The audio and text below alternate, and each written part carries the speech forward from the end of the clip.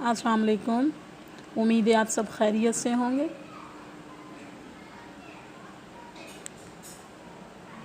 Another video GI medical skill plus clinical procedure में आप सबका वेलकम है। Like share subscribe and support me, it's our request. आज का जो टॉपिक है वो आईसीयू इक्विपमेंट के हवाले से है। आपको आईसीयू के तमाम इक्विपमेंट के बारे में इस वीडियो में बताऊंगी कि आईसीयू में क्या क्या होता है और आप क्या क्या देखेंगे। तो चलें वीडियो स्टार्ट करते हैं।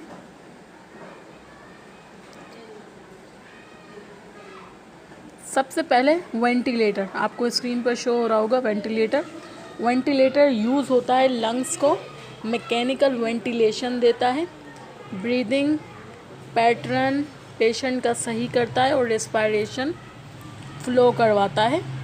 ये वेंटिलेटर का काम होता है। वेंटिलेटर आपको स्क्रीन पर दिख रहा है, आपको आईसीयू में भी इसी तरह वेंटिलेटर शो होगा, नज़र आएगा। नेक्स्ट हमारे पास पोर्टेबल वेंटिलेटर है। पोर्टेबल वेंटिलेटर उन पेशेंट के लिए होता है जो लॉन्ग टर्म रेस्पिरेटरी सपोर्ट पर हों। होम केयर फैसिलिटीज़ जिनको दी जाती हैं उनको पोर्टेबल वेंटिलेटर दिया जाता है रेस्पिरेशन के लिए।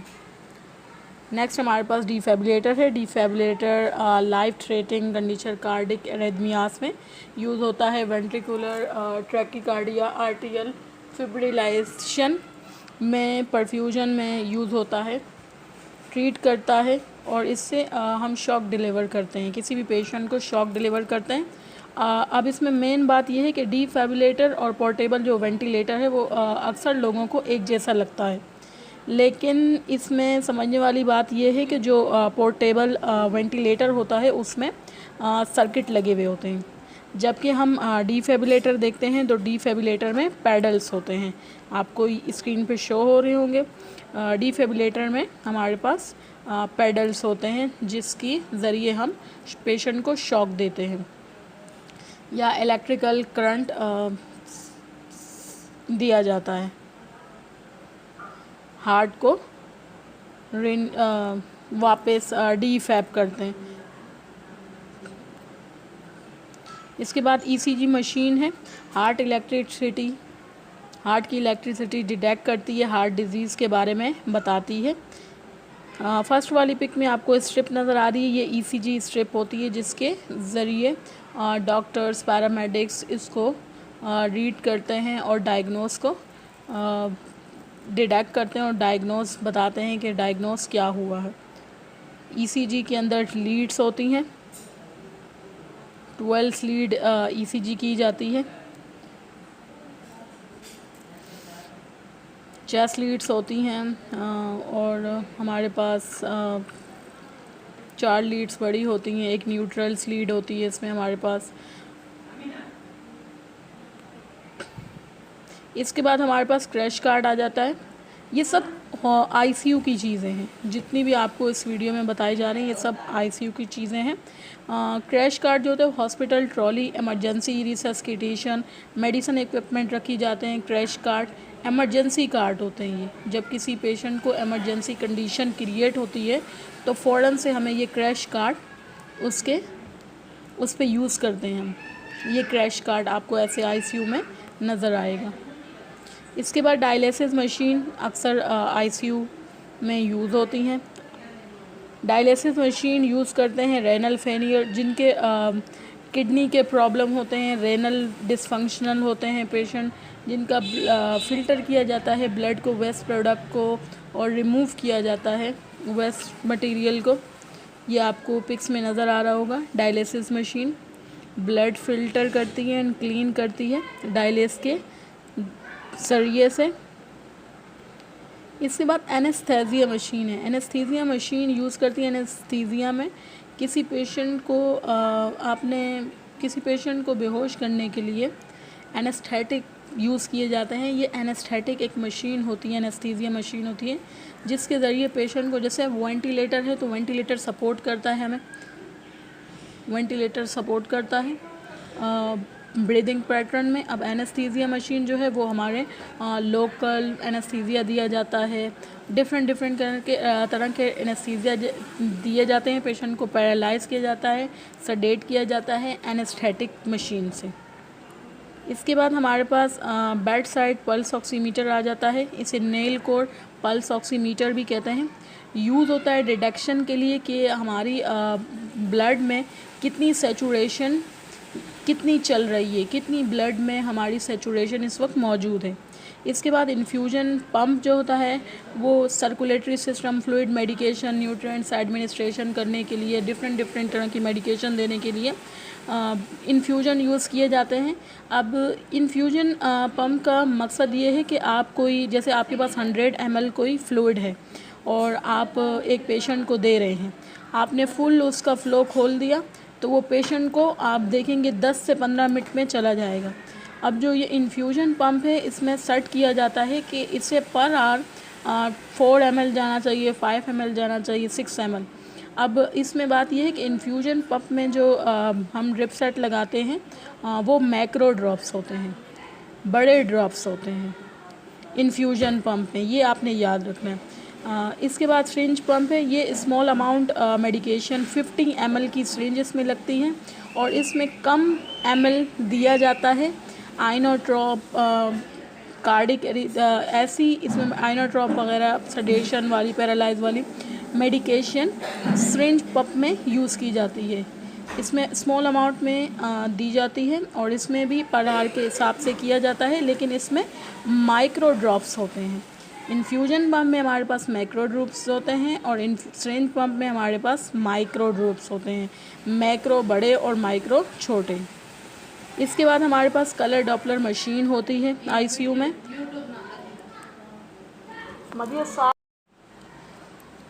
कलर डॉपलर मशीन होती है आईसीयू में, ब्लड वेजल, इको वगैरह इसमें किए जाते हैं, इकोकार्डियोग्राफी वगैरह इसमें किए जाते हैं। ये डायरेक्शन बताती है कि हार्ट किस तरह वर्क कर रहा है और किस तरह नहीं। इसे कलर डॉपलर मशीन कहा जाता है, बहुत ही एडवांस मशीन है। इसके बाद आर्टीरियल ब्लड गैसेस से मतलब एबीजीज़ की जाती हैं। वेंट पर जो पेशेंट होते हैं उनकी 12 घंटे मतलब सुबह शाम उनकी एबीजीज़ की जाती है, ताकि हमें पता चले कि इस मशीन से या वेंटिलेटर से, बाईपैप से, सीपैप से पेशेंट को कितना फ़ायदा हो रहा है। वो हम आर्टीरियल ब्लड गैसेस की रिपोर्ट से अंदाज़ा कर सकते हैं और कुछ चेंजेस कर सकते हैं। अगर कम है तो सपोर्ट बढ़ा देते हैं, अगर सही हो रही है, पेशेंट ठीक हो रहा है तो सपोर्ट हम कम कर देते हैं। इसके बाद डीवीटी पंप आ जाता है, लेग कंप्रेशन डिवाइस कहते हैं इसे। डीवीटी पंप कंप्रेशन डिवाइस जो है वो डीप वेन थ्रोम्बस हो जाते हैं पेशेंट को, जब पेशेंट लाइंग होता है, बहुत टाइम तक बेड रेस्ट हो जाता है, मतलब बेड पर हो जाता है। इस वजह से उसे डीवीटी पहनाई जाती है ताकि उसकी जो वेन्स हैं उसमें एडिमा ना हो, सोजिश ना हो, फ्लूइड ज़्यादा बढ़े, इस वजह से ये कंप्रेस करता रहता है डीप वेन थ्रोम्बस के। क्योंकि डीप वेन थ्रोम्बस इसलिए दिया जाता है ताकि कई पेशेंट होते हैं हार्ट में डिजीज़ वगैरह ना हो जाए, इस वजह से डीवीटी लेग कंप्रेशन यूज़ किया जाता है। इसके बाद सक्शन मशीन है। Suction machine airway, blood, saliva, mucus, vomit, secretion remove करने के लिए यूज़ होता है। ये हर वेंट वाले पेशेंट पर यूज़ होता है। इसकी एक अलग से वीडियो बनाऊंगी कि सक्शन मशीन सक्शन क्यों की जाती है, सक्शन के क्या क्या रूल्स हैं, प्रोसीजर, रिक्वायरमेंट, वो सब एक अलग वीडियो बनाऊंगी। लेकिन ये मुकस, सलाइवा, वोमेट्स वगैरह सिक्रीशन रिमूव करने के लिए पेशेंट पर यूज़ की जाती है। मल्टीपल पैरामीटर्स जो होते हैं वो पेशेंट के मल्टीपल पैरामीटर को देखा जाता है। Physiological sign record, heart rate and respiration, blood pressure, ये सब मेजर करा होता है, इसे मल्टीपल पैरामीटर्स कहते हैं। अब सेकंड है सेंट्रल मॉनिटर। सेंट्रल मॉनिटर और मल्टीपल पैरामीटर्स में ये फ़र्क है कि मल्टीपल पैरामीटर्स जो है वो डिटेक्ट करता है हार्ट रेट को, सैचुरेशन को, ब्लड प्रेशर को, पल्स रेट को।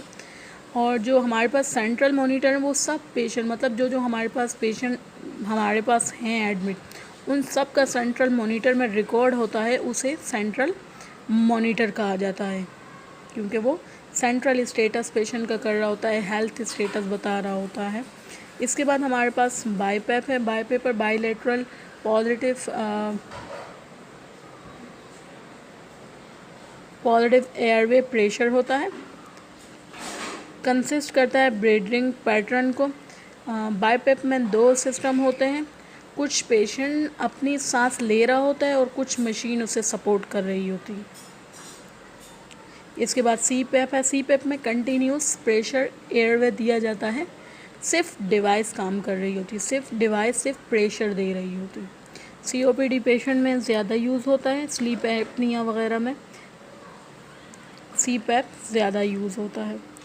X ray machine portable X ray detect करती है, शिफ्ट इजीली एंड डिटेक्ट करती है एक्सरे को, लंग्स को देखा जाता है। आईसीयू में बेड रेस्ट जो पेशेंट होते हैं उनके लिए ये मशीन अवेलेबल होती है हर आईसीयू में। इसके बाद एलईडी एक्सरे व्यूवर होता है, जिसमें एक्सरे को व्यू करते हैं और डायग्नोस किया जा सकता है इजीली। इसमें एक लीड लगी हुई होती है, लाइट्स लगी हुई होती है। इसके बाद स्टेथोस्कोप है, ये बॉडी साउंड स्कल्केट करता है पार्ट्स का। इसकी एक वीडियो हम अपलोड कर चुके हैं, स्टेथोस्कोप, स्फैग्मोमेनोमीटर। इसके बारे में आपने ज़्यादा डिटेल से पढ़ना है तो वो वीडियो लाजमी देखिए। स्फैग्मोमेनोमीटर है, ये डिटेक्ट करता है बीपी को। इसकी भी वीडियो अपलोड हुई है चैनल पर, आप ज़रूर देखिए। इसके बाद नेबुलाइजिंग मशीन है। नेबुलाइजिंग मशीन मेडिसिन मिस्ट करती है, लंग्स एडमिनिस्ट्रेशन के लिए दी जाती है। पेशेंट को मुँह का सिक्रीशन वगैरह ख़त्म करने के लिए नेबुलाइज किया जाता है कि उसका चेस्ट क्लियर हो। ये नेबुलाइजिंग मशीन है। इसके बाद ब्लड ग्लूकोमीटर आ जाता है, ब्लड ग्लूकोज लेवल डिटेक्ट करता है। इसमें हमारे पास एक लैंसिड होते हैं, स्ट्रिप होती है और ग्लूकोमीटर होता है, ये ग्लूकोज लेवल चेक करता है। इसके बाद लेरेंजोस्कोप है, ये बहुत अहम चीज़ है आईसीयू में। लेरेंजोस्कोप विजुअलाइज करता है लैरिंग्स को ईटीटी ट्यूब डालते हुए, ईटीटी ट्यूब फिक्स करते हुए हमें यूज़ होता है। बहुत सारे ऐसे पेशेंट होते हैं जिनकी एनजी फिक्स नहीं होती या विजुअलाइज नहीं होती, तो तब भी लेरेंजोस्कोप यूज़ किया जाता है। वेंटिलेट करने से पहले पेशेंट को लेरेंजोस्कोप से ट्यूब फिक्स की जाती है। एम्बो आर्टिफिशियल मैनुअल ब्रीदिंग यूनिट कहा जाता है, क्योंकि इसका बहुत अहम किरदार होता है। एम्बो बैग आर्टिफिशियली ब्रीदिंग करता है पेशेंट को। इलेक्ट्रॉनिक नीडल कटर यूज़ किया जाता है। टेटैक नीडल एंड सिरिंज, जब हम सिरिंजेस वगैरह यूज़ करते हैं तो इन्फेक्शन कंट्रोल ख़त्म करने के लिए इन सारी सिरिंजेस वगैरह को एक डेंजर बॉक्स कहा जाता है, उसमें शार्प वगैरह जो चीज़ें होती हैं उन्हें वहाँ पर थ्रो बैक किया जाता है, फेंक दिया जाता है। इस वजह से इसे डेंजर बॉक्स भी कहते हैं, इलेक्ट्रॉनिक नीडल कटर भी कह सकते हैं। Thank you. उम्मीद है आप सबको वीडियो पसंद आई होगी। Like, share and support me. अल्लाह हाफिज़। इंशाल्लाह नेक्स्ट जल्दी दूसरी वीडियो अपलोड करूँगी। अल्लाह हाफिज़।